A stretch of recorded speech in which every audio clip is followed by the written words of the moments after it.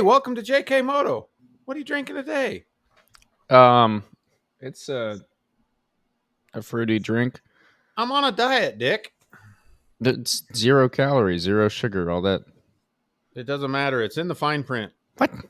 What do you mean? It's one of those like super healthy, crazy drinks. Only water. Oh man, it's just flavored We water. gotta take this stuff serious.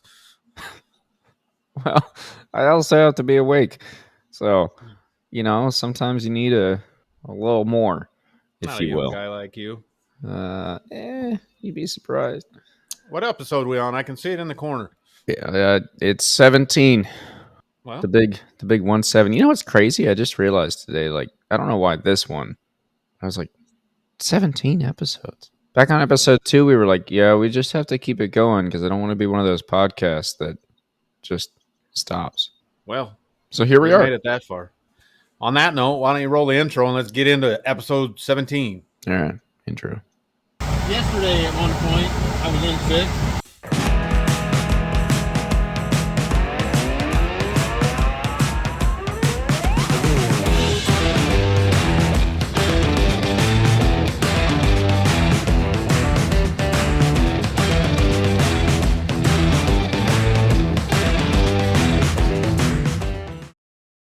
And we're back. We're back and live. I'm not doing it this time.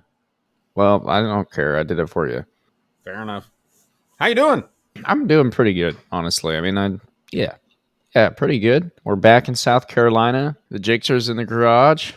I've been out to look at her and say hi and apologize because she didn't get to go to the circus, but that's how it be. I gave her a hint at what might be coming later this year. Well, I thought you already had all the hints. October? She's not going to have to sit there till October. It's July. Really? She's going to have to sit there till October? The issue that I'm running into right now is work schedule and track days lining up together. How about September? I haven't looked. I looked when I was over there for the circus. I was looking at some stuff, but I haven't looked since I got back. We need to talk about that because that pretty white Jixter, she probably needs to feel some track love as well. Yeah, I mean, there is always Coda. Coda? I think yes. How are we going to get it to Coda? I have a trailer. Well, I met you there for the race. Well, I'm sorry, but our guest last week has me tied up for, CVMA events all winter now. So this is a year-round sport all of a sudden. Yeah, when is well, I don't know if I can ask you that, but the shoulder, when is that going to happen if you're tied up all year? I don't know. Because I think that needs to happen. Just pops a bit. Just pops a bit. All right. Yeah, it's just, you get on the back straight. Just, all right, we're good. Well, I told you something. I'm popping. Suits popping. Everything's popping. We're good to go. The exhaust be definitely popping. That thing is loud. So loud. It's a BMW thing. I just don't get it, though. Like every other bike, they've each got their own little sound, but yours, like, you get down the straight and you hear it, and you're like, oh man, that's sweet. And then it's just like, pop, and you're like, dude, what the? Like, I know when you're accelerating and shifting on the track, it is very obvious. Yeah, so. Well, sometimes it's because I'm missing gears, which may or may not happen on occasion. Well, I don't know if we've talked about it on here, but freaking Cambobier's bike this year is spitting more flames on TV than I think I've ever seen, and I'm sure they all like do a little bit. It just doesn't really get picked up by the cameras. But that thing is just like everywhere. I know. It looks like he's got a spark plug in the exhaust pipe and he's connected to the throttle. Yeah. I feel like, so I love it. And I'm not trying to say get rid of it, but I feel like there's some sort of safety thing that someone could pull with that. Huh? You afraid of burning people's face? I don't know. Maybe. That's what I'm saying. Like, I don't know. And I don't want it to go away. But just to, devil's advocate, whatever, there's a point where I understand vehicles are going to backfire and shoot flames, and that's fine. But there's also like a point where shooting a flame ball that big might be a little bit much, I'm not going with you on this one. He's good. He's golden. Whatever. Sounds good. Just seems to be losing horsepower out the tailpipe, though. We need to figure out a way to get that to burn in the cylinders. I don't know what you're talking about. You think he's losing horsepower, but he's also winning races. Hey, BMW's about to take over the world, whether you like it or not. Are they coming to MotoGP? That's the rumor again. It's down to 2. Them or BMW or Kawasaki. not an extra KTM. So they're refusing to. Reading between the lines, it sounds like KTM's already asking because they're in those. They got their contract issues with Baby Jesus trying to come up. Well, and possibly someone else. Yeah. Well, There has been the motorcyclist summer is my least favorite time of the year, and this year I'm like even more, due to doing this and the fact that I changed jobs a little bit and everything else, I can, I'm even more into it, and it's just made it so much worse. It's like anywhere I go now, I even like accidentally scrolled a page over on my phone to where it's just like news. It was like Alex Rins already has a contract with Yamaha set up for next year, and I was like, what the like, where did that come from? And I don't think any of these articles or anything are real, but I don't know. I'm waiting for the dust to settle because the Beast is getting kicked off the factory team. Yeah, Morbidelli's going blowing to up. Yeah, and Marc Marquez is going to Ducati. Oh, I saw KTM. Huh? I saw KTM. I saw Jack Miller's getting fired. He's going to KTM. Honda's just disappearing. Like, yeah, it's all over the place. I don't think anybody knows. And like you said, when you get on YouTube, I mean, how can you trust those stupid robot voices? I don't know. I don't understand. So there's like a few YouTube channels that I've watched. It's like MotoGP news, and it feels like a couple of them, they aren't robot voices. It's a dude like actually doing a voiceover, and they get some like interesting news, and they never quote sources, and they don't actually pull up the article and show it. So I don't know where they're finding that stuff. But then a couple weeks later, it comes out. I'm like, all right, okay. Then the rest of them, it's just like this video with, like you said, robot voice and just picture after picture after picture of like, yeah, look, MotoGP action. Right. And you're like, how? I love the robot voices when they're doing like the Italian names and stuff, and they're never right. They're like Fabio Cutararo is racing. That's my favorite part. That's why I listen. I'm adding to the problem because I can't shut them off. Yeah. Well, so what do you think? What do you think is happening to old Golden Underwear? Because all I see is pictures of him half naked, showing off that we get it. You have a physique. Well, that's just because he's got a woman now. But I do agree he has been doing that a lot. I don't know. On that aspect, in my head, I want to just be like, well, he's just enjoying life, And I don't know. I've been trying very hard to just not even worry about it, take a break for the summer break. Because like I said, I'm seeing so much conflicting information everywhere. And it's, we don't have a race and announcers and everything to come back and like reset and be like, no, this isn't happening. So everyone can just go freaking wild with their accusations and whatever else and just take it off. What do you mean exactly? So what do I think is going on? Well, by the time episode 17 here comes out, we're going to be pretty close to the action. Yeah, it should be if today was Wednesday, it should be this weekend or yeah, they're gonna be coming back, and those decisions are got to be made pretty quick because they got to start stealing parts or withholding parts from the people that they're letting go. It'll be a week and a half away, but yeah, I don't know. I don't think we will know until they come back. So realistically, the summer break is the manufacturer's chance to either, like if they're doing amazing, they get to take a break. If they're not, they get to figure some stuff out and come back stronger, right? One would hope that Honda, and not even talking just Marc Marquez, because he ain't the only one, but Honda would figure something out in this 5-week break that we had and get it fixed. If they're trying. Yeah, I don't know, but I've seen some, just interesting things. I got some MotoGP news. All right. Since you like to try calling me out on this a couple times. My sources are telling me that India is not happening. Yeah, but they keep saying it is. There were some people there last week, and some pictures got snuck out. They were showing the track or whatever, but they showed some pictures of the bleachers. Mm-hmm. So apparently so I got some more information on the track. So apparently that track used to host F1 races. Okay. The track is not all new. The track's been pulling a UMC and just coasting along for the last however many years, and they've decided to try bringing some big events back. The one picture that's been floating around was of the bleachers, and they're like rusted through a bunch of these bleachers, and they're like, you can't put people in there. It's not even safe to put people in the bleachers. These all need tore out. Mm-hmm. These all need replaced. The money's on. It's going to get pushed again. I mean, I'll believe you. I fully believed you. I'm just quoting what the calendar says and then what the announcers are always saying. So like, yeah, India's back on the calendar. I'm like, okay, I guess India's back on the calendar. We'll see. Hey, I seen a sweet meme. Ooh, that's new. It's not MotoGP related, but that reminded me when Did I you said, guys hear that? This man is old. what am I supposed to say? A meme? He's seen a meme. I said it. Ain't that what I said? What am I supposed to say? Oh, you're good. That's correct. It's just kind of funny to hear you say that because you had to think about it. You're like, You have to think about it because it's about the stupidest word in the world. What do does you that call stand them? for? What do you call them pictures with words? What does it stand for? I don't know. And only an old person would care what it stands for. You got up on the wrong side of the bed today. I get up on the same side every day.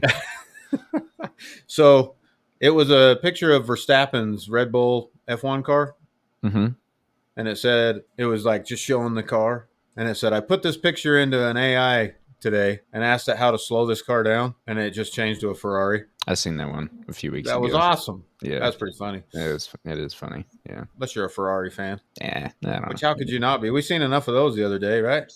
Well, yeah, when they have a Ferrari, I don't even know what you call that. Club event? Yeah, I guess. But there were a decent amount of other cars there. But yeah, but there was a lot of Ferraris. a lot of Ferraris. Pretty cool.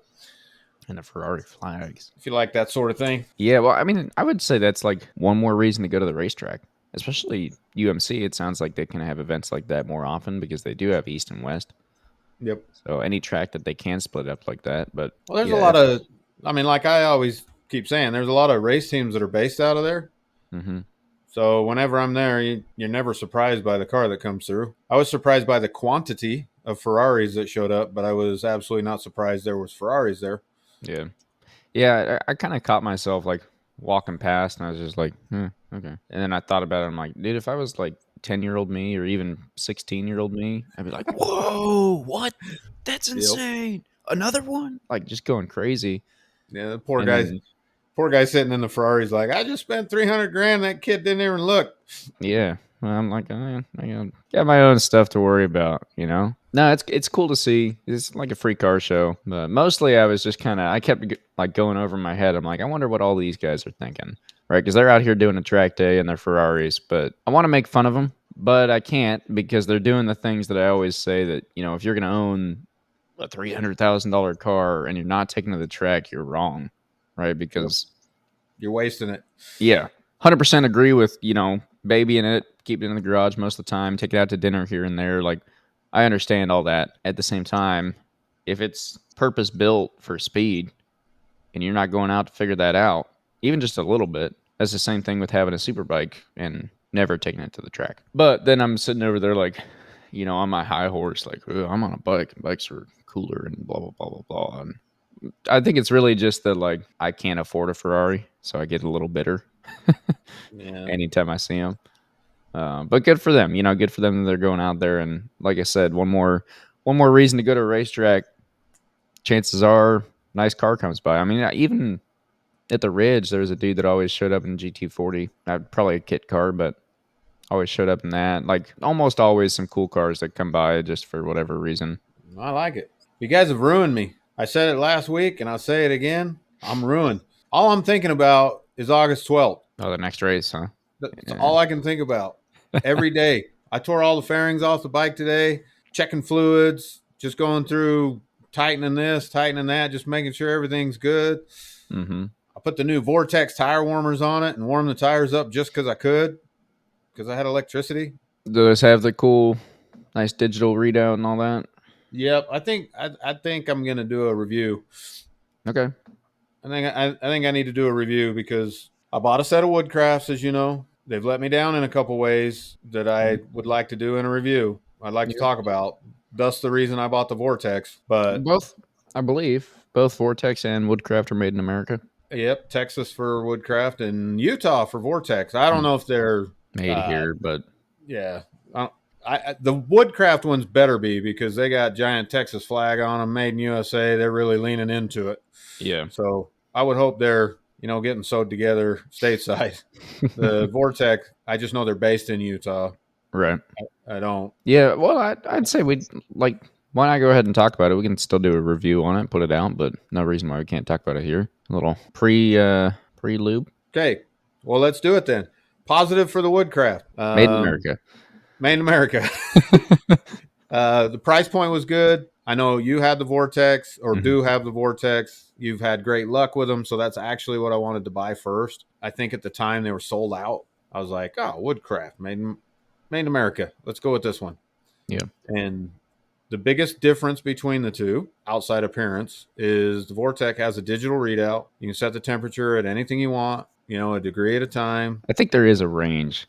There is, but I don't think it can go down to Yeah, you can't put it at 500 and melt them off. So anybody that was looking to save money by burning their tires off the rims, that's not possible. You're still going to have to go, use the spoons for the Rabiconda. So that's an interesting idea. So that's the biggest thing. But so the Woodcraft, the positives, in order to take them back off the tires, they have to be unplugged. How many times are you at the track and somebody burns up a tire warmer because they were in a hurry to get out there before second call or whatever, and they just took it off and threw it in the corner and left it on? Yeah, so that's interesting because I've never done that, and every time I hear about it, I think about it. I'm like, well, what's my process? Because obviously, I have a process that I follow every time for whatever reason, just habits to build up. I'm like, what is it that I've never done that? And I think it's in my head. I have to disconnect from so the Vortex has like a controller and then 3 cords coming out. So one to the front, one to the rear, and then one to power, right? So you actually only plug it into one spot. And I always disconnect the warmer from the controller before I ever pull it off the bike. Because in my head, that has to happen, which isn't true. You could absolutely just leave it connected. But in my head, I have to disconnect that before I can pull it off. Because I think my brain gets tricked into thinking that thing's going to wrap around the wheel. So okay, so hold there. So in comparison, the Woodcraft, it has two plugs that are individual. Yeah, each warmer has its own cord. Each warmer has its own individual plug, but then that plug goes into the warmer. When the warmer gets folded together or rolled together, whatever, you have to connect a cable. Yep. And the warmer will not come off without forcing those to disconnect.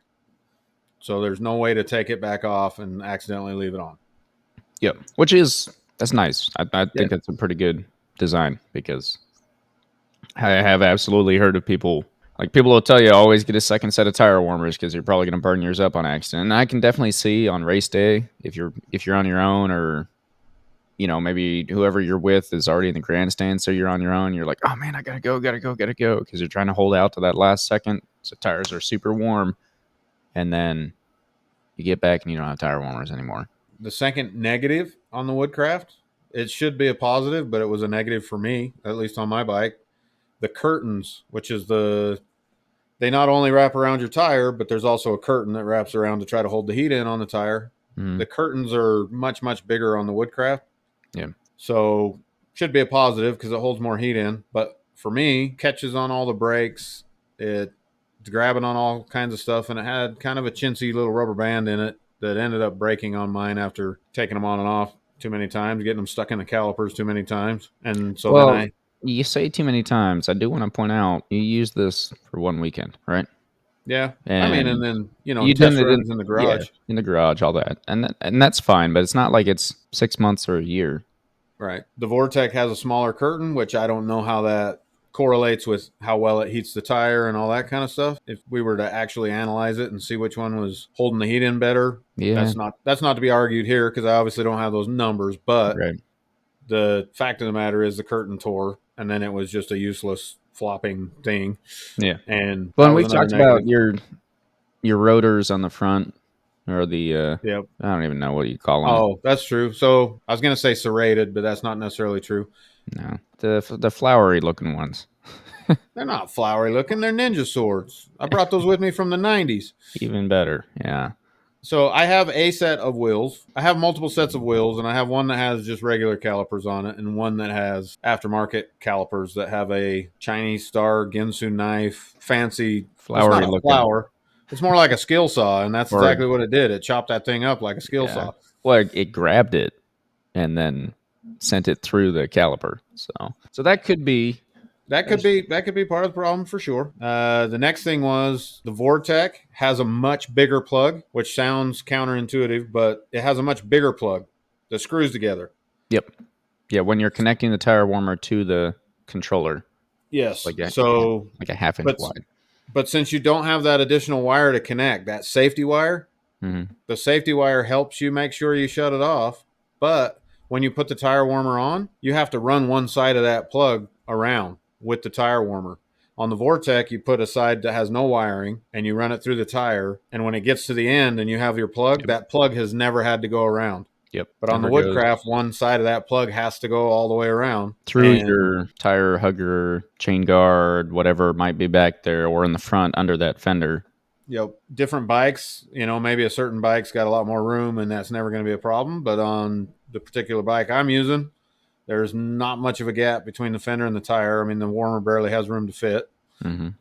And kind of destroyed a plug. And I try to be careful, that's the first thing they tell you is don't rip them off don't yank on them, because it'll pull the coils apart inside of them. But yeah, that plug got ate up, and we had to do some modifications on race day to make sure that thing kept working. And it did. It made it through the day.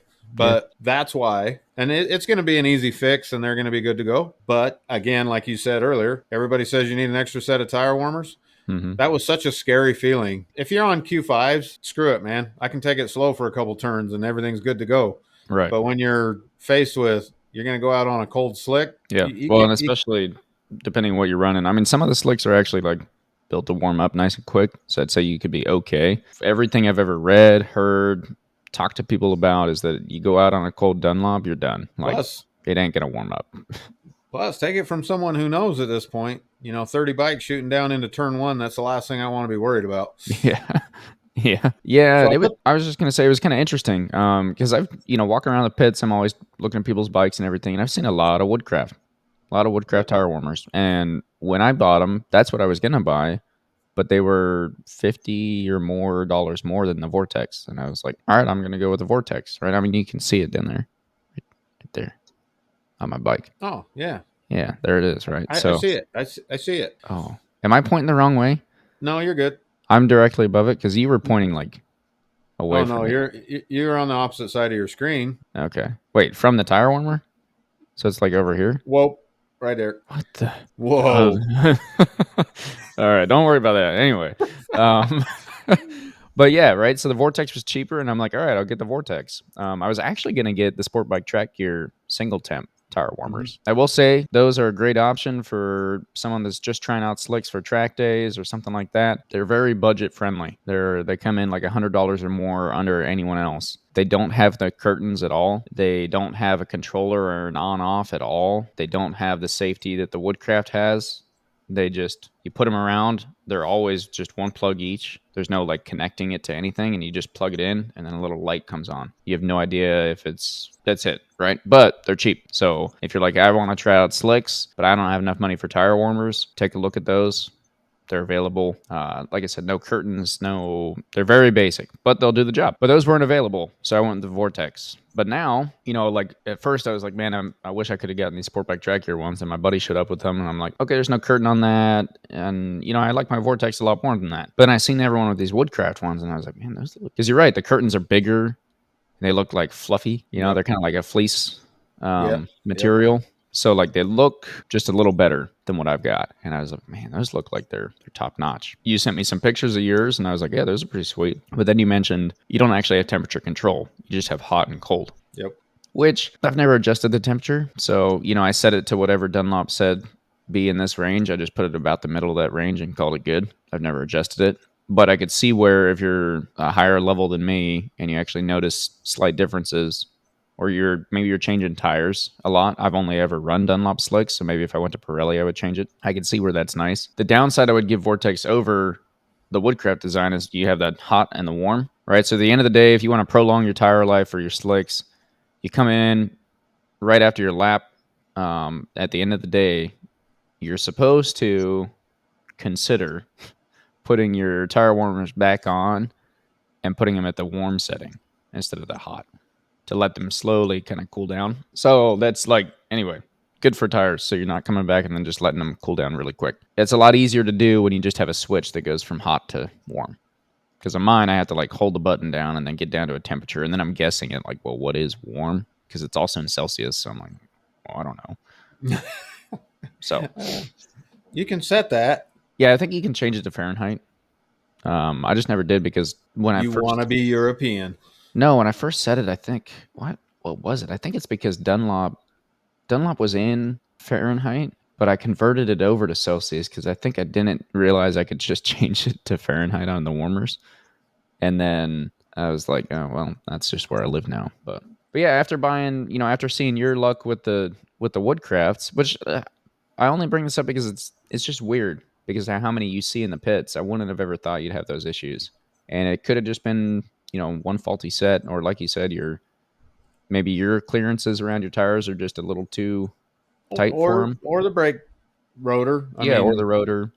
So yeah, it's probably self-induced. Yeah, I don't think we're just trying to talk real bad on Woodcraft here. That's not the goal. But just kind of bring up the high sides and downsides, and I guess you'll probably see a review a little later about it. So keep an eye out for that. Sticking on the tire thing, I'm going to go to the dang poorhouse.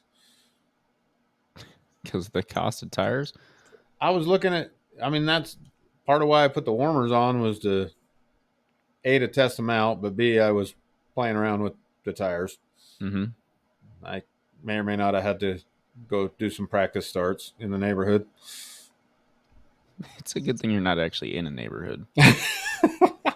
But can you imagine with me for a second, I'd take my Aprilia out in my neighborhood and do a launch. You won't know for sure till you try. I feel bad even thinking about starting that thing up in my neighborhood, which is my own fault. Yeah, I put the exhaust on, but it sounds amazing. Don't get me wrong, but yeah. Anyway, you're caring too much about the neighbors. Yeah, well, when they're packed in, I don't know how that is. Yeah, I know. Sounds nice. I went and ordered me another set of wheels today. Okay. Not any fancy carbon fiber, nothing like that. Just another set of takeoffs. Okay. So I feel like, I'm trying to get my race schedule figured out, so I'm not running around like a chicken with my head cut off again. Right. I get, step 2, we got to get better, right? We got to be improving. There's got to be a system.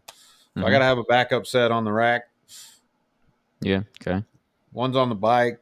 Backups somewhere to stick the old ones. Yeah, that's my question now. So you've got a set on the rack, the set on the bike, but now you're gonna have 2 sets on the rack. Rain tires, baby. Oh, you're actually gonna do it, huh? I don't know yet. So you're racing now. You need the rains. Well, I don't know what it does at the CVMA in January. I know it's a desert. Ain't gonna rain. Rain season's like monsoon season, late fall, and I think that's about it. No, so my plans for I'm going to go do that track day ahead of time. Where do they race CVMA for the most part? Like which tracks? Chuckwalla. Just Chuck? I'm not sure about that, but I think so. Okay. Just curious if they had Vegas also. I think they do. I'm sure we'll get corrected by our friend if we mess this up, but I do believe they do both directions. So maybe they alternate or something like that. Okay. So they got 2 track configurations, but there's got to be more than just Chuckwalla, though. I'm looking it up. We have the internet. That would probably be wise, especially with all you guys talk about Google in your hand and all that. CVMA. Combat Veterans Motorcycle Association. That's not right, is it? That's actually almost all that's coming up. No, that is all that's coming up. Or Connecticut Veterinary Medical Association. It's probably not that one. Okay, hang on. CVMA racing schedule. There we go. Winter series. Practice sessions Friday in conjunction with Apex Assassins. Oh, you might be right. So it has race 1, 2, 3, 4, 5, 6, 7. It doesn't say like down here their winter series for 23 to 24. It doesn't actually have the racetrack anywhere right down here. It just says clockwise, counterclockwise, clockwise, counterclockwise. Yeah, so it does look like it is just at Chuckwalla. But it doesn't actually really doesn't say that anywhere on their homepage. Hang I on. bet the Apex Assassins website does. Yeah, maybe, but But it does have the little lizard, the checkered flag lizard. So yes, you're right. Only Chuck Wallow. Now I'm gonna have to go back there without you. What am I gonna do without you? Win a race. I was gonna eat some humble pie. You heard him. Am I not humble? No, I think we're both pretty humble. I don't think Nothing but humble. we've ever claimed. I think that's like kind of our whole the stool we stand on is we are not fast. Like we're not those guys, but we ride a racetrack, so we've been We're to getting quite a faster few. and we're trying. We are always getting faster, always improving, and you should too. I'm excited, but I don't want to worry about the tire thing. So it'll be kind of interesting because Chuck's not necessarily a big bike track. It's not necessarily not. I guess the west side of Utah is not either. So yeah, the straightaway is shortish. I mean, any straightaway is short compared to the perimeter in Salt Lake, but or Tooele. I just always think about like Roebling, the ridge without the chicane, PIR, even Arizona, if it hadn't had the chicane built in, would have been. But even with the chicane built in on the back one, that one was pretty long. True. Anyway, but we're ready. Chuck's just like a good. I don't know. I mean, Chuck Wall is a sweet layout because you can run it clockwise, counterclockwise. Like absolutely, there's not a better way. There's like a personal preference way. Absolutely, don't get me wrong. There's definitely like you'll get in there, run it both ways, and like I like this way better because of one or two turns that you like to enter from the other direction or take the other direction. But just as far as like the track itself, really, I can't see any technical better way to run it. Yeah. Well, I have a preference, so I will be looking for that preference when I decide which 1 or 7 I am attending. Which one is your preference? I'm trying to remember. The one we did first. Is the bowl... There was a left-hander in the bowl. So counterclockwise. Yes. I think I agree with that, but I always wonder when something like that happens if that's just because that's the way I ran it first. I think most people were agreeing. Yeah. When we were there. But Anthony just got done running raw. Yeah. Yeah. So he made it through. No more bikes snapped in half. That's good. That's a good really thing. Good, especially considering what's happening in 2 weeks? Yes. He's all good. Did well up there. Oh, good deal. And then he's headed to Brainerd for Moto America, which will be good. That's it. All right. Did you watch It's Not My Pony Show? But It's Not My Pony Show, so I'm keeping it in the stable. Oh, yeah. Okay. Yeah. So, did you happen to catch World Superbike today? I didn't. I meant to. They were in Imola, Italy. Okay. And that name ring any bells for you? I'm pretty sure that's the track F1 had to skip this year because of the flooding. I also don't follow F1. Sorry. You're supposed to be the technical guy. Well, the technical guy only has so much time. So, well, I mean, I've seen Imola. Imola. I've watched it multiple times, different types of racing there, and it's never really caught my attention until today. But I told you I was planning a trip to the Netherlands. Yeah. Talking about it at this point, at least. Yep. After seeing this track, I was like, I kind of want to go there. It's kind of a weird setup. I've never really paid attention or noticed before. I don't know why. Imola? You spell that? IMOLA. It's got a full name. Autodroma Enzo e Dino Ferrari? Yeah, that's the one. Like, actually? I think so. It's the Ferrari track, huh? Interesting. It's in Italy. Everything's a Ferrari track. Yeah, that's fair. So it's got houses. It's just got like a regular neighborhood on one side of the track. Yeah. Are you looking at that now? Yeah. There's like a river runs next to in the area of the track, but there's trees on both sides. It's got 21 corners. Yep. At first I was like, that looks like an F1 track. And then I was like, it could be all right. But I'll give you some research. You never come back and do it. I always give you research and you never come back. That's not true.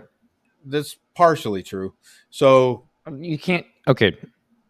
Never, real quick, never means zero. Never. So if I've done it once, you cannot say never. There's no partial with never. It's either yes or no. okay, well, let's bring up your average, all right? Okay. So, and maybe somebody in the comments can tell me what they're for, because I don't know. But in the chicane and a couple of the corners there, Mm-hmm. so they got green paint all over that place for one. It's like there's green on the outside, green on the inside. There's white stripes and then red. There was bikes driving in the green without a problem. So I don't exactly understand what the rules were there. Yeah. But when they go through these chicanes, there is, I don't know how to explain it. I'm for those not watching video, there's like a foot tall rubber, plastic, something. I don't know how to explain it. There's a wheat field that they have to drive through when they go through the corner. What? I'm not doing a good job of explaining this. So when you go through the corner and you're hitting the apex, right? Your knee should be over the apex. Well, Yes. in those apexes, there's like these strands of something that are about a foot tall, and they're like on a grid pattern, like every square foot. Yeah. And they actually drag their leg through that. I mean, they're all the way up to the apex, the candy cane. So when those guys are hitting their apexes, hanging out there, it's like slapping them in the legs. That's weird. I've never seen that anywhere else. Yeah. I don't know what it's for. I don't know what it is. But they're obviously soft because you couldn't crash in the, spike pit. They're trying to get the ratings up. It's like a death match. Spikes in the corners or whatever. But yeah, I will look into that. My first thought, just like completely out of my head here, is that it's like instant feedback that'll slow you down a little bit if you're using too much of the racetrack. maybe Right. they got cars run there. They got bikes run there. I wonder if the cars, because Yeah. I got to think, if you're going through a corner at 80 miles an hour, I don't care how soft these plastic straws are or whatever they are. Yeah. It's still because they're absolutely dragging their leg through them. It's going to take out a carbon fiber bumper for sure. But I got all kinds of crazy theories. It's the environmentalists saying that the track has to look like a wheat field. When they race in the mud there, it's to knock the mud off their legs as they go through. Okay. All right. So, yeah, we're just going to look it up. Yeah. Go ahead and figure that out. Well, it kind of looks like they've got a double chicane. Yep. And that's where they are. Okay. It wasn't in every corner. It was on some of the tight chicanes. Yeah. Huh. But all right. Track was awesome. And what's more important about that? We got a good race. A couple of good races. Yeah, I'm looking at results here. Top Rack says that he fills the bike. He says the championship's not over. That's what he was telling the media afterwards. Mm-hmm. He says the championship's not over and he can finally fill the bike. And he said, bring it on for the second half. Ready to rock. That being said, he finished second to Batista in the first race. Yep. With Ray in third. So, yeah, which is pretty normal, right? That's what every race has been. So I don't know where he was getting so frisky feeling. But then he come out and won the Super Pole race. Yeah, Bautista in second. In race 2, Batista decided to go try to find out what those straw-type wheat-filled grass things were. Figure out how trying to get more rubber back on the tire. So, yeah. So he bended to win it on lap 1. Okay. And then we on had lap 1. On lap 1. So wow. Removing him from the scenario made World Superbike exciting to watch. I mean, I'm sorry. I don't want to punish the guy for winning, but right. By taking him out, all of a sudden it was, I mean, Top Rack was fighting. He had the lead for a long time. Rinaldi passed him. Mm-hmm. I didn't think Top Rack would get it back, but he did. And, he come back and won the race. It was exciting, right? And Ray was up there fighting. What are you big eyeing? I was just looking at the championship standings now. Well, so between Bautista and Top Rack, there's 70 points. But then between Top Rack and Locatelli is in third. There are 113 points. Oh, yeah. It's a one-horse race, honestly, but... That's insane. But Top Rack says he's going to make it a two-horse race. And you're not going to – I think they came into the weekend 93 points down. So okay. 25 yeah. He won. Batista DNF. So he got maximum points. Right. I'm rooting for him. I mean, it's pretty crazy that the guy that's saying he's going to go win the championship isn't even going to be on that bike next year. Garrett Gerloff, he had his hands full this week because they have a fill-in rider on that BMW. Yeah. To fill in for Vandermark. Okay. Well, they're on their second or third fill-in rider now. Okay. But that guy came from BSB, I believe. And gotcha. Gerloff was struggling with him all weekend. You can't lose to the fill-in rider. Yeah, that's true. That would be rough. Yeah, it don't look good. So they were fighting all weekend. Gotcha. So gotcha. That doesn't look great for him, but hey. Well, so you keep saying BMW's going to come take over the world. When are they going to bring a bike that can do it? So here's the argument. You ready? Yeah. And I heard this argument somewhere else, but it really caught my attention, and I agree with the argument. So if you're the guy writing the checks at BMW, and somebody comes in and says, hey, there's 2 MotoGP slots. We want to go. We need to go to MotoGP. Would you, well, probably any of them would say, you guys can't even do anything in World Superbike. Why would we open the checkbook up for you to go to MotoGP? I don't agree with that, but okay. I hear you. I think that's, if I was sitting at the desk, that's one of the things I would question. Like, we're not super successful here, and you're spending X amount of money a year. What makes you think I'm going to open the checkbook for another event?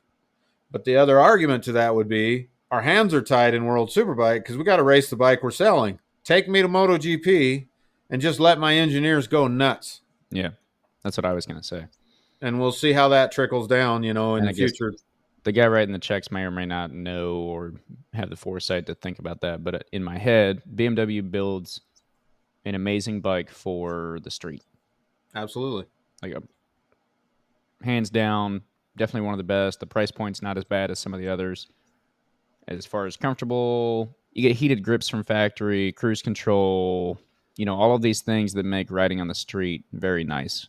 Also, still a very competitive bike on the racetrack. I'm not trying to take that away from it at all, because not trying to say the BMW sucks and can't do anything. So let me stop you. Let me stop you and just say, so on a superbike level, struggling. Yep. On a club race level, not struggling. No, I agree. Yeah. Club racers, I mean, they're a very popular bike on the club race scene. Absolutely. And Moto America, they're doing all right. Doing all right.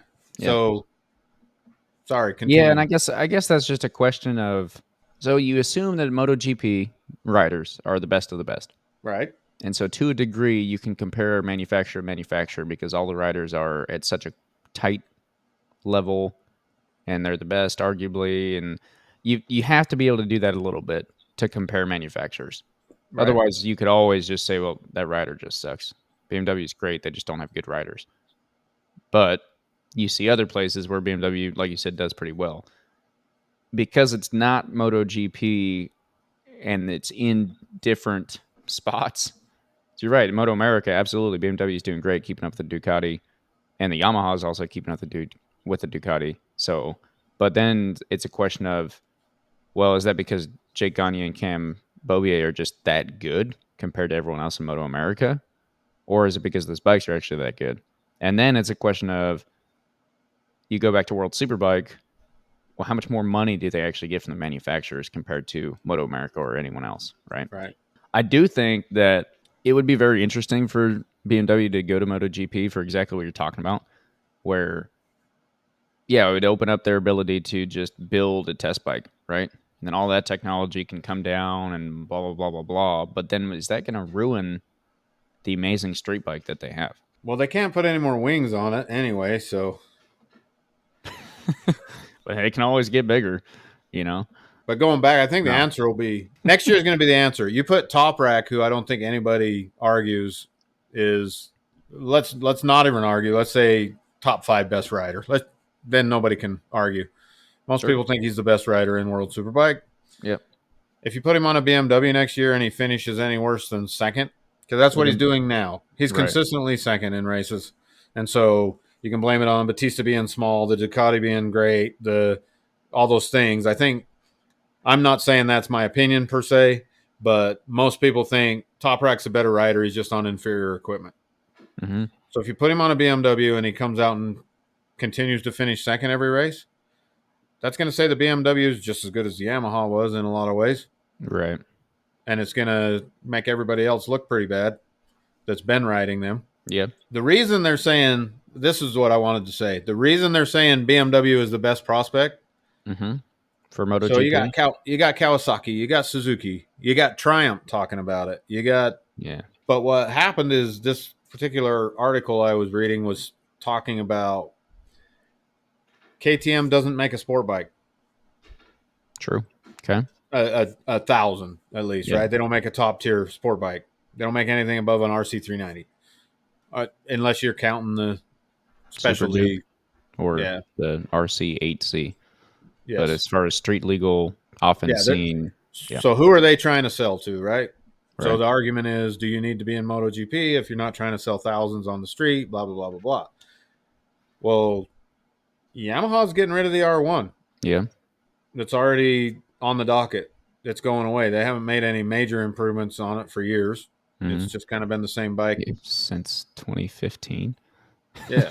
New bike, new colors. So, which is fine. Great bike from what I understand. But a lot of people love it. If you look at the field of bikes, who makes 1,000? Who is trying to sell thousands? Aprilia, BMW, Kawasaki, Honda, Ducati. So Suzuki? Well, I think they're still here. Man. I think still exist. It still exists, but they might be. I don't know. I don't know. But everybody's getting rid of them. So, I question whether Honda's going to keep going. Honestly, not in MotoGP, but on building the Fireblade in general. Yep. But Aprilia, Ducati, that we forgot Ducati. Ducati is absolutely making a top tier sport bike with no signs of stopping. I don't see the Panigale going anywhere. No, it's Italy. They can't. Yeah, so that's just what they do, right? So if you start looking at who's actually trying to make big bad bikes, BMW is one of those people. They should be out there. Which is only funny because they just came in one day. They're like, we're doing it. Leader bike. Here you go. They're like, well, are you going to get a 600? No. 750 going? No. What about a baby bike? Nope. Okay. And that's 1,000. That's it. I do wish they would rethink that because I've told you for a while. If they came out with a baby, an S600 RR or an S750 RR, I'm lining up to buy that. Yeah, and so no, that'd be sweet. That'd be freaking awesome. But now it doesn't make any sense. It would only make sense for them to come in and do like a 660. Yeah, right? Like a 665 parallel twin. Or maybe they put a boxer in it. I don't know. But we're not getting an inline 6 because they're not selling, and that's not what's for. Yeah. No, inline 600cc. Oh, okay. I was like, no, we are not getting an inline 6. Someone tried that once. Like, it was great, but it'd be a lot much cooler if they did. It would be pretty sweet. Yeah, I just there's no need to come in and try and do that because it's just not the way the world wants to go. I question how much longer like 600 or the whatever class it is in Moto America, I forget the name, but where you got your Panigale V2s, your R6s, your Gixxer 750s. So that's already changed. So technically there is no 600 class in Moto America. Mm-hmm. Because what was always the middleweight class is now gone because they homologate all these bikes so that the V2 can race. Yeah. So that that's why they brought the 750s back to make it fair for Suzuki. That's why Yamaha's been crying about the R6 because they don't have another bike to jump to currently. That'll probably be the R9 at some point. You'll see all the R6s go away, and it'll be the R9 or whatever they're coming out with. Yeah. But, yeah, the inline 4 600cc class is already dead. I mean, it's really just the residuals hanging on at this point. I mean, just Weirdly enough, so Kawasaki, or not Kawasaki, Yamaha just doesn't sell it anymore. Kawasaki does. Honda, I think, yeah, you can absolutely still go buy a CBR. And then Suzuki. No, not a 600. When? Go to the Honda website. It Oh, ain't listed. Honda? You said CBR. Yeah. Yeah, they're dead. Order me one up. Okay. Honda Power Sports. Products. Let's see. Goldwing. Yeah. Rebel. Dude, one of those drove past my house today. CBR 600RR. Huh? 2023 CBR 600RR, $12,099. If you want to ship to your house, it's got a destination charge of $400 and a freight. That's not what the destination charge is. The destination charge is what the dealer's ripping you off for because they. Yeah, I know. Dealer fees. They've got an ABS option for $13,099. Yeah, 100% still available. All right, fine. I only thought that because I'd seen like 2022s on Facebook Marketplace. Because I'm always like, man, those are cheap. So my understanding was they're going to quit selling that bike in the U.S. I imagine they probably will, but just like, I mean, the R6 is dead. Yeah, they're all going to go away because no one wants them. Well, the R6 is dead. Yeah, actually, no, except for. Let's talk about that. So I keep talking about buying like a RC8, right? Whatever, right? Something, yeah. A KTM. If you buy one of those, what are you going to pay for that bike? The RC8 or yes. 8C? 8C. 8C, the like crazy MotoGP track one with the tank and the seat and all that. Around $50,000, 45 to 50K. But I'm looking. RS660 Trofeo. Let's just go over all of them, right? Well, that Yamaha R6 ordered straight from Yamaha. Hang on. We gotta get You should have had these numbers pulled up hours ago. Yeah, I didn't know we were doing this. Sorry, everyone. So the question, while you're looking for that, the question is, all right, we're serious track racers. We're going to go, we want to buy a track bike directly from the factory. Let's go back on your question for a bit. Because if you go to our YouTube channel, there is a video about converting my street bike to a track bike, right? I think most people that say, let's go to the racetrack, don't think about, let me just go buy a track bike new. They think I can either buy someone else's converted track bike or I can buy a street bike and convert it. Right. Think about the amount of money I spent converting my street bike over to a track bike. Agreed. And so your track bike is awesome. Gixxer 750s, regardless of what people say, awesome. But knowing everything you know today and going, I am going to have a long, illustrious career in the 600 class, does it not make so much sense just to go to Yamaha, buy an R6 with race fairings, race prep, no title, and that is just your track bike, and it's got a pile of goodies on that thing for $12,000. Yeah. $12,700. Brand new bike. I don't see why not. To put that in perspective, that Honda we were just looking at was $12,099. Yeah. Devil's advocate, the argument is if you need to be serious enough to know. Like at this point, I know. At this point, I know that I'm going to be doing this for a while. Yeah. So if I went and bought the Yamaha R6, raced it, I know enough people at the track at this point that I'm confident in knowing that it's going to have a home if I decide I don't want it anymore. Yep. I should be able to find somebody to buy it. But the question is, if you buy that Honda you were just talking about with the intention of racing it on the track or converting it over, you have a title. You're not taking the chance of limiting your resale value. Yeah. Because you can sell it to anybody. The track bike will have to be sold to somebody that's going to use it on the track. Yeah, but everyone rides on the track, so everybody should ride on the track. Yeah. No, I think you're absolutely right. The point though is that if you're let me put it this way, if you're riding a street bike, you're going and doing track days because you've been listening to us and you're like, all right, I'm ready. I want a full track bike. I want it dedicated. I'm tired of taping my lights up. Consider this Yamaha, because I'll tell you that if you go buy a $4,000 Gixxer to convert over, it's going to cost you, well, decent amount of money to convert over. Not quite the same price as this, but more than you might think. So you can do it in steps, but I mean, yeah. Referring back to your video, obviously you don't have to do everything that you've done, Right. but a set of track fairings is going to be $1,000. If you want them to look sexy, it's going to cost you as much as you want to spend to paint them. At least 500 probably, or 400. So just to get it to look right.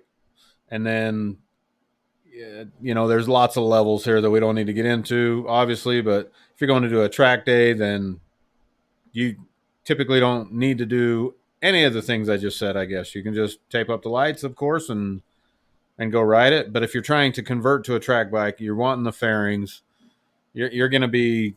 You'll be getting in there. But the other thing, too, is that, so I converted my bike to a track bike. So did you with the BMW. But how much more work did you have to do this year to go to a race bike? Quite a bit. Yeah, right. And I've been thinking about my Gixxer. I'm like, almost every bolt I got to either drill or replace. I've got engine covers and whatever already, but also be on the lookout. We've got a video coming out here probably in a couple weeks. It'll be a detailed what's actually required for race tech, specifically what they're looking for. Good video. Watch for that one. That'll be good. This Yamaha R6 from the factory is just ready to go. Painted. It's got R1 suspension on it. The engine's got some nice goodies on it. It's got all the electronics you could want, plus the ability to have none of the electronics, right? Like, the electronics package is just better, and then it's race prepped. It might not come safety wired, but all those bolts are going to be able to be safety wired. They're going to have specific spots. Yep. Right, and it's just done. So the price tag, $13,000, just under, probably after taxes or whatever, that's probably where you're at, is a little high. But what I'm saying is, if you're looking to go track bike and you're not going to convert the one you already have, definitely consider that option.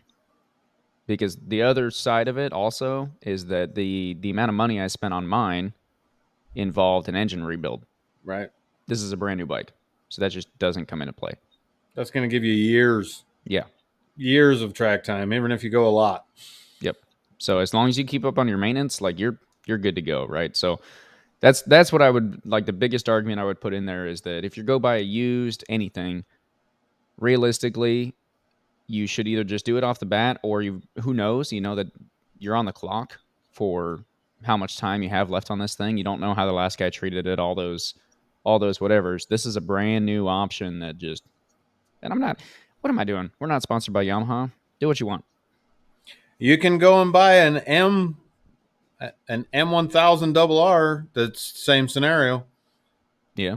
You could buy an RS660 Trofeo for $23,000. Well, do they do that one for the track? Yep. That's their track bike? That's what the Trofeo is. Yeah. That's the one we saw in Coda. Because you're going to win a Trofeo? Oh, that one we seen in Coda, that was a beautiful bike. Yeah. There's a lot of beautiful bikes. So many bikes, so few days. The Trofeo is available. The RSV4 X30 isn't available. But it was. They made, 50,000 of them? No. 50 of them? I don't remember. They were $50,000, though. There's a big difference between 50 and 50,000. Because I don't ever know if Aprilia sells 50,000 bikes in a year. No, the 50,000 was the price tag. I have no idea how many bikes they made. But anyway, you can buy one of those if you want, I guess, maybe. I know what else I wanted to bring up. What's that? I should wait, but let's wait until... So I won...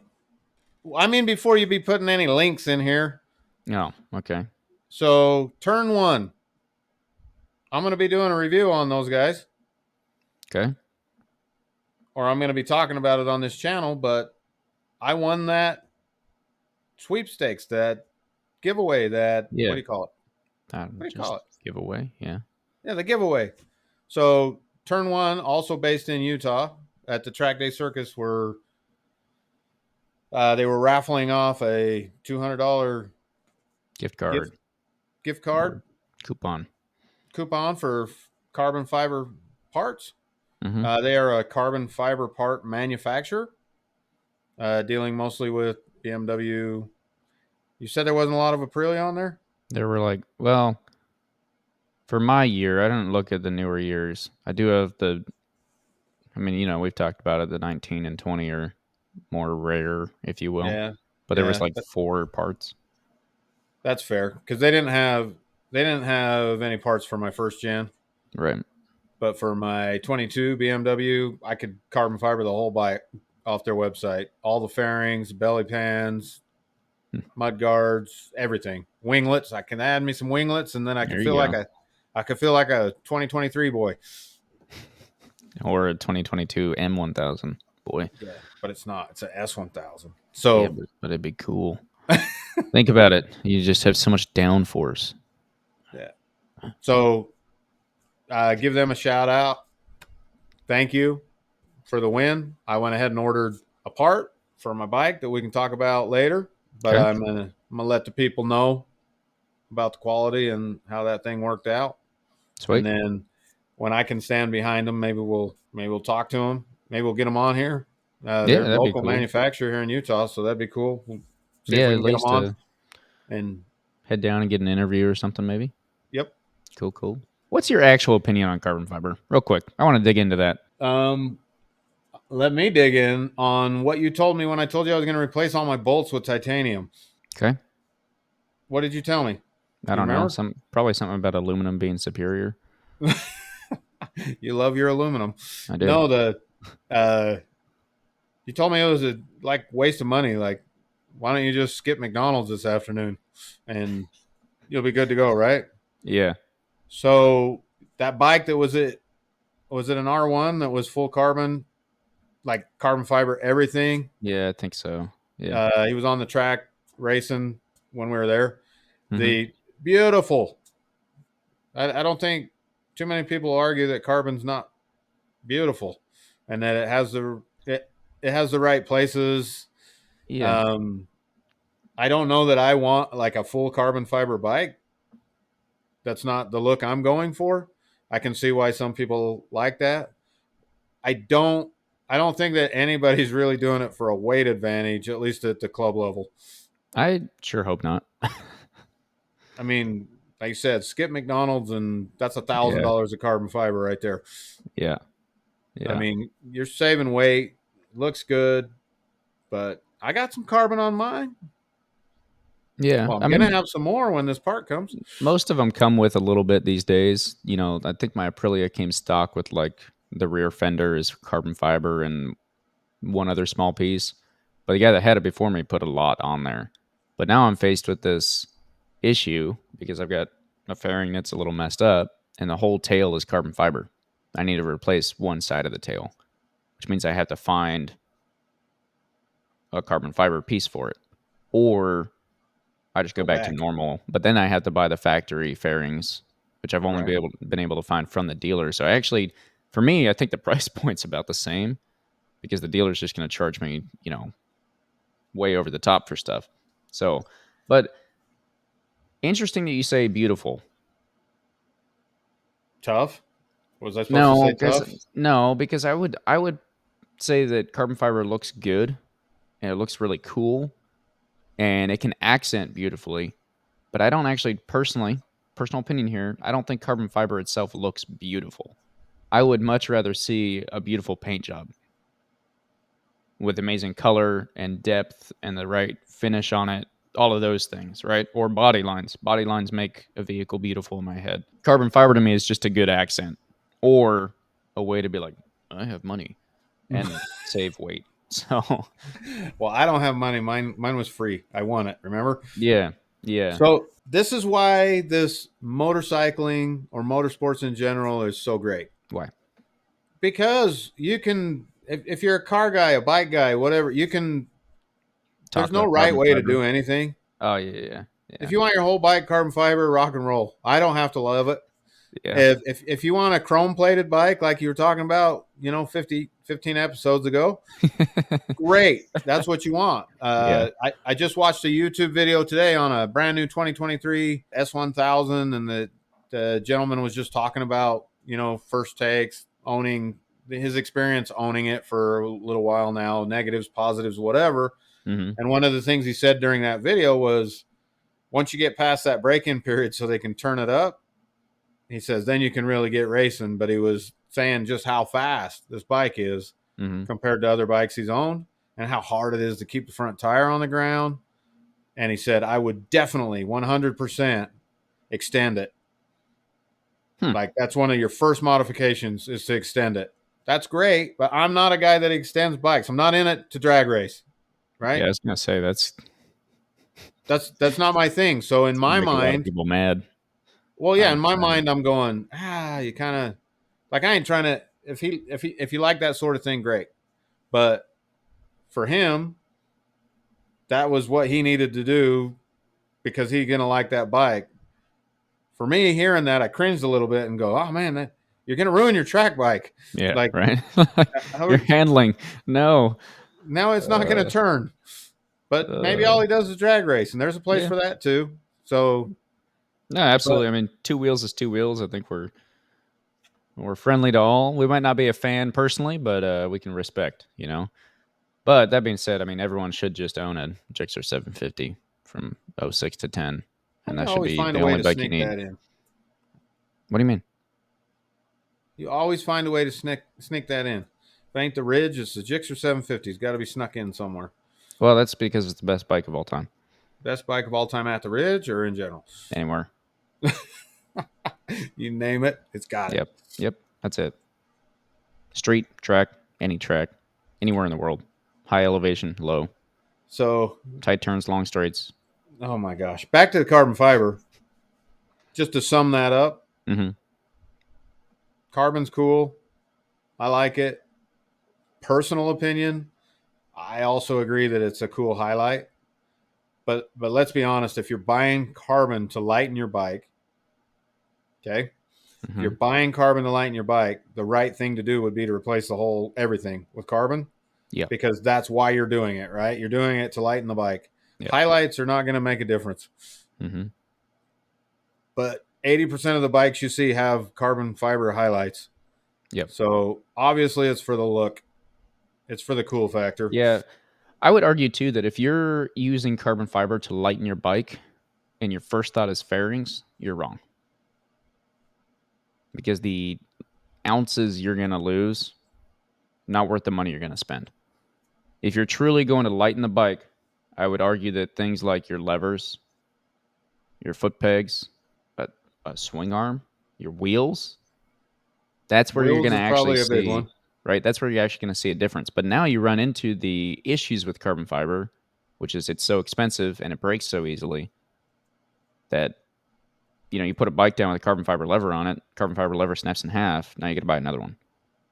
Whereas with aluminum, which is what most people are running, you're probably just going to shred the end off and replace the end and call it good, right? So that's, I think, my biggest holdup with it is that people are like, well, yeah, I want to lighten my bike up, so I'm going to blah, blah, blah, blah, blah. But all the parts that would actually significantly reduce the weight, no one is willing to change out to carbon fiber because they don't want to pay for it when it breaks. So what's the point of doing it at all? Well, that's true, but that doesn't take away from the carbon fiber argument in general. People can't afford it. Yeah. Doesn't mean it's not the right thing to do. Also, aluminum's the best. I don't know where this love affair with aluminum came from, but aluminum is. What do you mean? One, and it's an element. Fair. It's not a combination of other things. It's just aluminum. It's super light, strong. It doesn't rust. You can color it without having to paint it. You just color it. It can rust.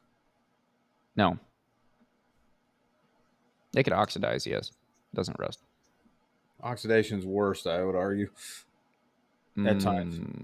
We're off in the weeds, my friend. We could get in a whole engineering argument about metal, but yeah. Off in the weeds, or are we off in the rubber strand thingies in Italy? Yeah, you figure out what those are. I'm going to hold you to it. I'm going to take a note. All right, write it down.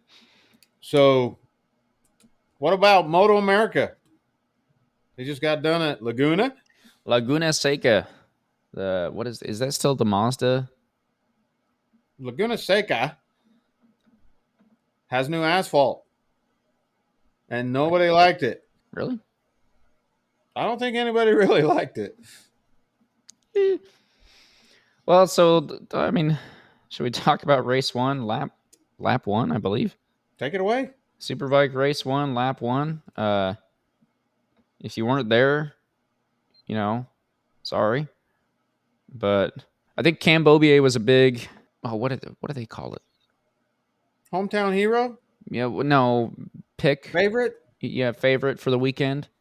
Along with Josh Herron, both Southern California boys. They ride down there a lot. Have ridden at Laguna a lot, and then Cam Beaubier specifically has had pretty good history there, if I'm not mistaken. And then, unfortunately, the first lap, of course, I know. I'm waiting for you. I don't even know how to say it without just he wrecked, but it wasn't him. It was taken out by who? Cam Peterson? No. Yeah.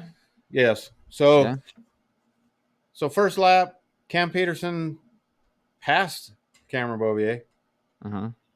He passed him, made a kind of crazy lunge, lost the front, went off track, which led to Cameron Beaubier running over his bike, which threw Cameron's bike in the air.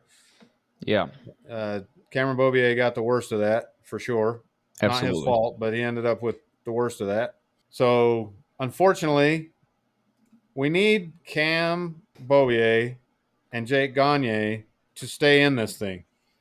Yeah, both That's of what them. we want because we want to see them battle to the end. So we don't want Cam getting a couple DNFs and causing the points to get too spread out. And those guys seem like the last few weeks they've been kind of going back and forth. Whether it's one of them DNFs the first race, the other one DNFs the second race. One of them crashes the first race, one of them crashes the next race. So far, they've been just kind of trading blows and keeping the points, manageable. But if you've got the points pulled up, you see where Herron is? Points. I have to go back to points. Because Herron is not out of this thing. And partially because he's just over there doing his job and not DNFing. Where's the points? Oh, you're on that Good Moto America website again? Yes, sir. You got to print it. Fax it to me. Well, results. Session results? No, that's not what I want. Standings. Yeah, I want standings, but that's not in results. There's nothing. Those are all just for individual races. Competitor info? I swear it pulled up like standings. There we go. Oh, that's because once you click on results, it goes to took me to a different website. I don't know why. Anyway, yeah. I mean, he's ready to pass Beaubier if Beaubier don't quit screwing around. Only 5 points behind Beaubier. Yeah. So you got Gagne at 217, Beaubier at 183, and Herron at 178. Yeah. So I mean, it's still a 3-horse race. Yeah. They're all still in there. Those three. Yeah, absolutely. That's about it, though. Which I think is all that was in there in the beginning. Well, there's only about 10 of them total. I mean, anyway. that's what I was going to say, though. You said, they need to stop screwing around and stay in it to the end. And I was like, yeah, but it's kind of like you said, giving Josh Herron a little bit of a leg up or a leg in, I guess. Well, he's just consistently coming to work every week and hanging in there. And who knows how this will go. I think we thought Josh would do great, but a lot of people out there didn't think he would do so good. They thought Ducati was making a mistake sticking him on that bike. Yeah. Or letting him have that bike. But I think he's proven he's the right guy for the bike at this time. Yeah, I 100% agree. I mean, is he coming out and winning every race? No. But has he won a race this season? Yeah. He's competing. Yeah. Like, he's absolutely there. He's showing up. He's riding hard. And, for argument's sake, Gagne's been the guy, and Cam Beaubier was the guy before Gagne for a long time. Those are not, like... new guys. Yeah. Just popped on the scene. Yeah, it's not an easy person to beat, and Josh Herron's been away from the Superbikes for a hot minute. So I think for his first season on a big bike, and that bike is his new to him bike this year. Right. I think he's doing really good. And I don't see why the team would be unhappy with him because he hasn't really put it down too much. I think they've spent less money than probably the other two teams at this point. Right. Yeah, he's showing up and racing what he can, which is not anything to be mad about, and then keeping the bike up. So Moto America, is their next race Brainerd, or is there one in between? There's one in between. Calendar. They go to New Jersey first. New Jersey Motorsports Park. Yep. No, they don't. Sorry. Why was that in the results? Nope, New Jersey's in September. Their next race is Brainerd. Sorry.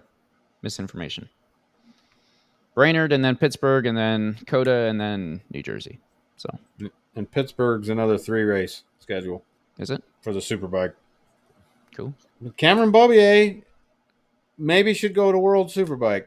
There's starting to be some complaints going on, thinking that BMW is getting to. I've just heard from the Yamaha side, they're starting to cry a little bit because they're on a 2015 R1 in Moto America.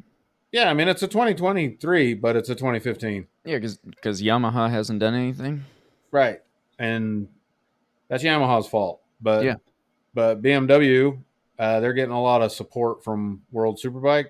Right. They have an open line of communication. In fact, Cameron Beaubier, I understand, over the weekend was trying multiple frames. So couldn't have bikes, but he could have – it's a one-bike rule. Yeah. But he had some frames, so I think he switched from one frame to the other after that crash with Peterson. Okay. Playing hand in hand, and the Yamaha guys aren't necessarily getting that same support from World Superbike at this point. Yeah. So they're starting to bring out more and more, like acknowledging that the R1 hasn't changed. That tells me they're scared. Yeah. I mean, that's all I was going to say is like, you're winning races. Why do you care? So if you're already complaining when you still won a race this past weekend, then the writing's starting to be on the wall for them. They're starting to get nervous. So you said Cam Beaubier should go to World Superbike. Why? I've said it before on here, and so I'll say it again. But in my opinion, I wish it could have been possible. I understand there's not enough room and everything else, but I wish if I could change one thing about the Beaubier move to Moto 2, it would be that he went straight to MotoGP. Right. I mean, I've said that before, but he's better on a superbike. He needs to be on the big bikes. That's what he's been doing. That's what he's comfortable with. He needs the electronics, all the things that come with that. Mm-hmm. And it doesn't have to be with BMW. I just wish there was I know MotoGP would have made some concessions to help that happen. Yeah. Same as they were going to with Joe Roberts. Yeah. Whose chances are officially over as far as I'm concerned. But Cam Beaubier, who knows? I mean, woulda, coulda, shoulda, right? You can say anything you want about anything, but it sure would have been nice to see him on a MotoGP bike of whatever flavor and see what he could have done there. I agree. So I make the same argument now. He's come back and is how I mean, I guess the argument has to be how much better is World Superbike than MotoGP, or excuse me, Moto America. Moto America.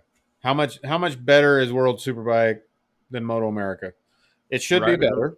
It should be better. You're saying? Well, so or just in general competitiveness. Just in general, because let's say Petrucci, he was in Moto America last year. He didn't win the championship. Mm-hmm.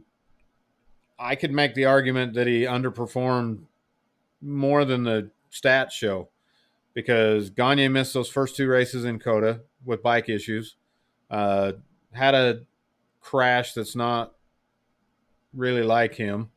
He was behind the gun. You know, he set himself up. That's nothing Petrucci did wrong, but Gagne did him a bunch of favors at the beginning of that season, in my opinion. Got Petrucci up there in the points enough to let him think that he had a chance, and but in the end he didn't. In the end, it was. In the end, they were hoping for rain on this race because, you know, when it got to the end of the year, it was like, we need Petrucci to do something to keep it exciting. Yeah, I've thought multiple times that Josh Herron's doing better this year than Petrucci ever did. I agree. So I agree. Consistent finishing up front. Yeah. So along those same lines of reasoning, if Petrucci goes to World Superbike, which he did, he's on a Ducati. So he's on the same brand, at least, same flavor. They have similar rules. Took him all year to get a podium. He just recently got his first podium. I believe he was 6th in the race this weekend.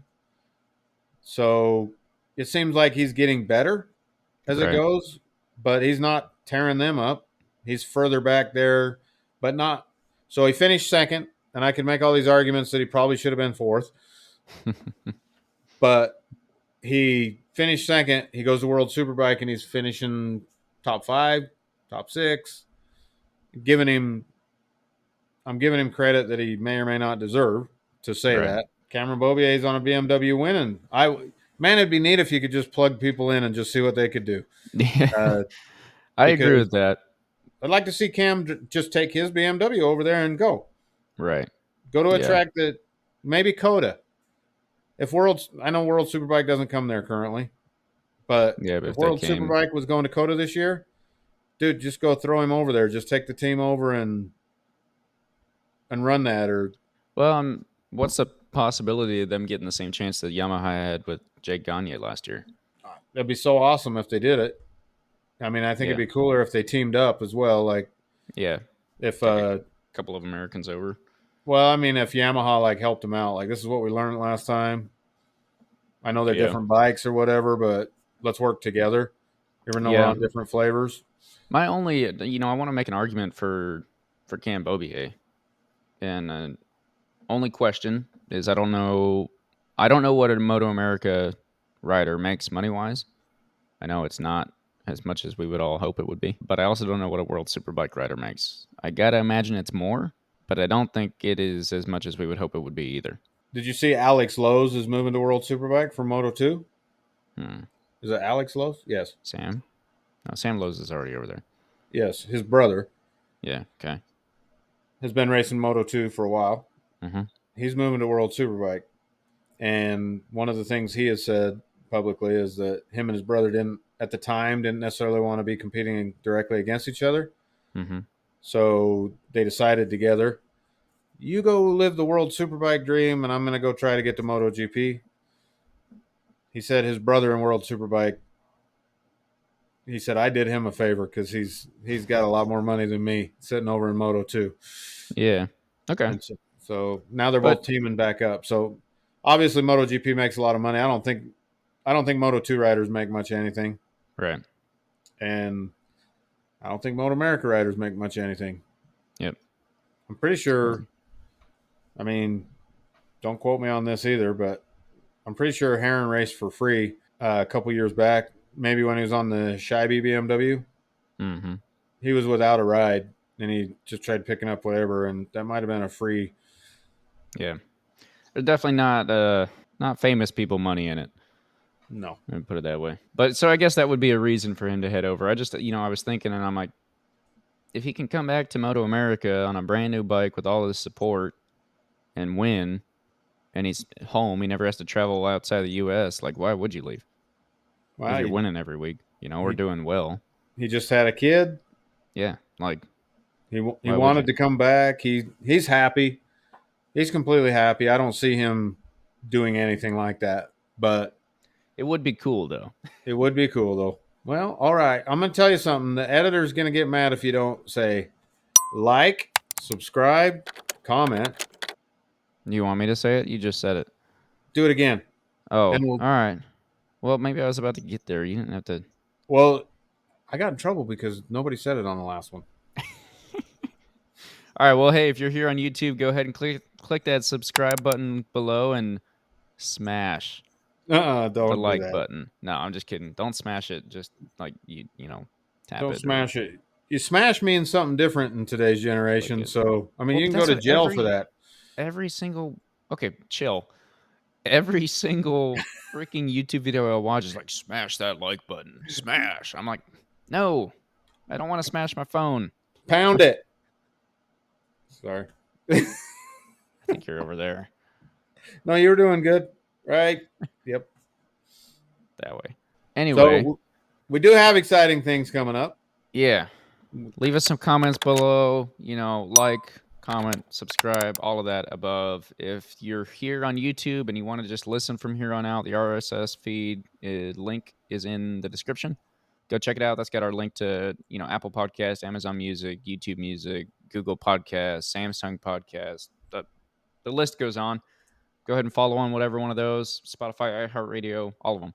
Anyway, And then, yeah, leave us a comment. Let us know what you're thinking about what we're doing and where you'd like to see us go. And then, what do we got coming up? MotoGP's coming up. Well, yeah, okay. Whatever. I told you earlier, the only thing I care about is August 12th. Yeah.